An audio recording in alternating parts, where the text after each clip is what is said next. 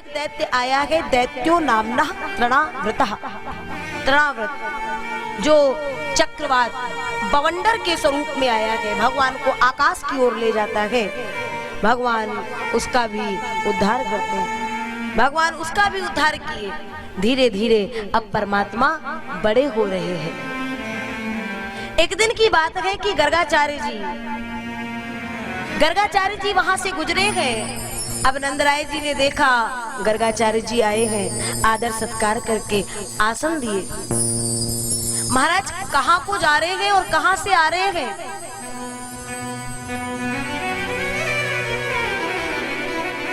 अरे नंदराय जी, अपना तो काम ही है कहीं विवाह संस्कार कराना, कहीं मुंडन संस्कार कराना, कहीं जनेऊ संस्कार, तो कहीं नामकरण संस्कार।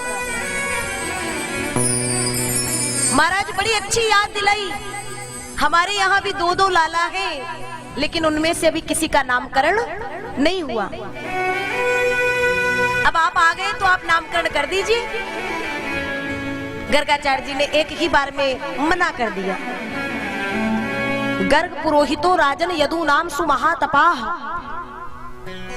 गर्गाचार्य जी ने मना इसलिए किया क्योंकि मैं आपके यहाँ का आचार्य नहीं हूं,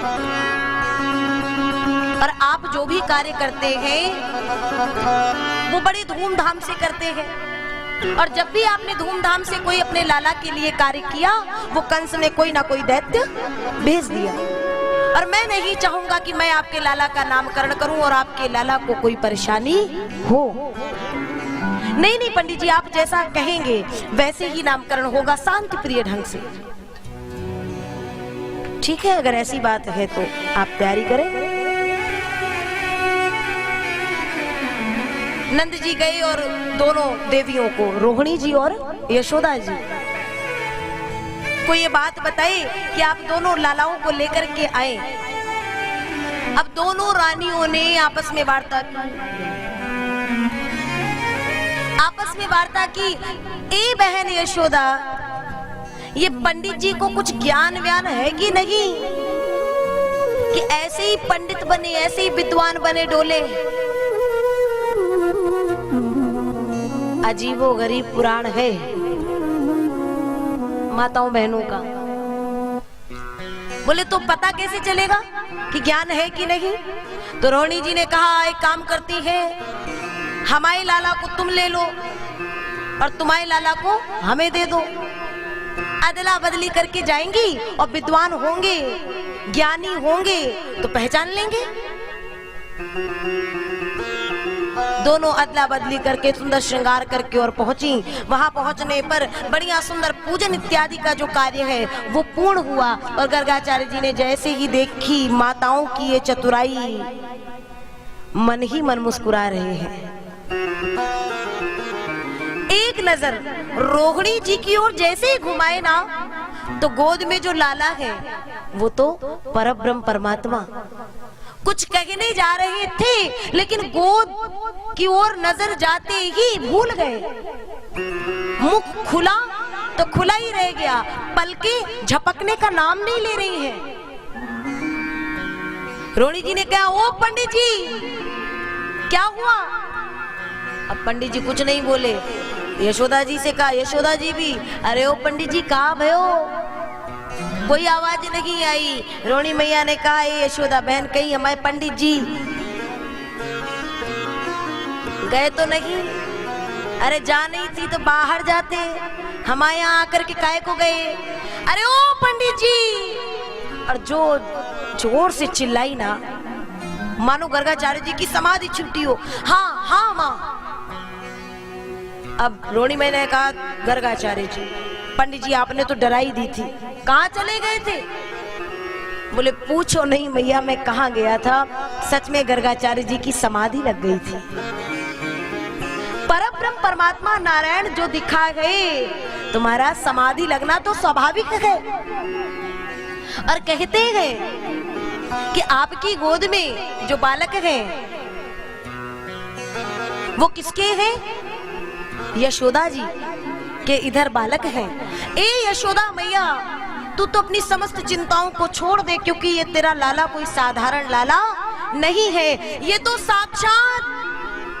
भगवान ने कहा बस फुल स्टॉप, यहीं पे आगे मत करो, क्योंकि कहने जा रहे थे साक्षात परब्रह्म परमात्मा है, और कह देते तो माँ उन्हीं भगवान की तरह, शालिग्राम भगवान की तरह, इत्यादि भगवानों की तरह भगवान को अलमारी में बैठा देती। और भगवान ने कहा देखो ये भोग लगाएगी, वैसे ही पूजा करेगी, मेरी आगे की कोई लीला होने वाली नहीं है, बात बदल दो। गर्गाचार्य जी ने कहा अरे ये तो साक्षात समस्त गुणों की खान है, तू तो अपनी समस्त चिंताओं को छोड़ दे। जो यशोदा जी की गोद में बालक है वो अयम ही रोहिणी पुत्रो रमयन श्रुहदो गुणई, ये रोहिणी जी के पुत्र हैं, इनमें बल की अधिकता होने के कारण इनका एक नाम होगा बलराम, और जिनका बल, जिनकी शक्ति संपूर्ण विश्व का कल्याण करेगी, ऐसे पुत्र का एक और नाम होगा बलभद्र। और जो रोहिणी जी की गोद में बालक है ये कृष्ण पक्ष में जन्म होने के कारण मैं इनका क्या नाम रखूं, इनको किस नाम से मैं बुलाऊं, किस नाम से पुकारूं। मेरी बुद्धि में, मेरी मति में वो सामर्थ्य नहीं है जो उस विराट को किसी एक नाम में समेट पाए।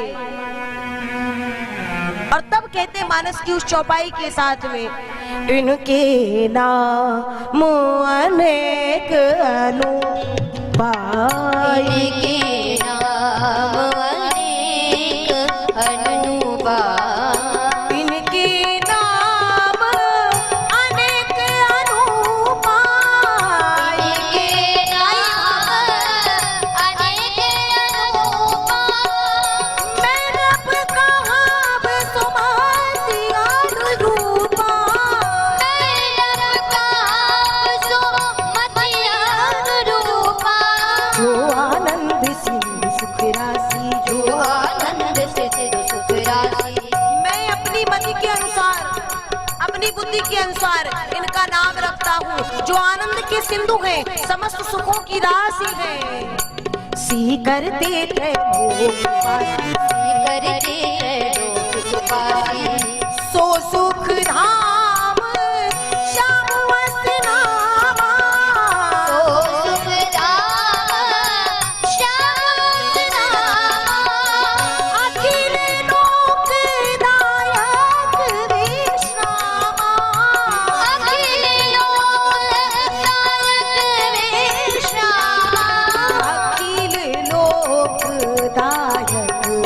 विश्रामा, अखिल लोकदायक विश्रामा।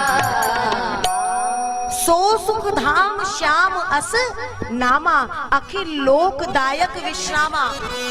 श्याम वर्ण होने के कारण नाम श्याम, कृष्ण पक्ष में आने के कारण कृष्ण, गौ पालन करेंगे तो गोपाल।